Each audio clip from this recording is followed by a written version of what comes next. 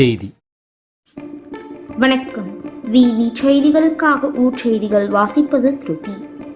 ராணிப்பேட்டை மாவட்டம் ஷோலிங்கர் பகுதியைச் சேர்ந்த கவிதா, லீலாவதி, ராதிகா, சித்தாஞ்சி பகுதியைச் சேர்ந்த பிரியங்கா, புலிவலம் பகுதியைச் சேர்ந்த அருண், சென்னை சேர்ந்த முகமது ஃபைசல் ஆகிய கல்லூரி மாணவ மாணவிகள் கல்வி உதவித்தொகை வேண்டுமென ஷோலிங்கர் தொகுதி சட்டமன்ற உறுப்பினர் ஏஎம் முனிரத்தினம் அவர்களிடம் நேரில் சென்று கோரிக்கை வைத்தனர். கோரிக்கையை ஏற்று சட்டமன்ற உறுப்பினர் தனது சொந்த நிதியிலிருந்து 6 பேருக்கு கல்வி உதவித்தொகையாக 65,000 ரூபாய்க்கான காசோலை வழங்கினார்.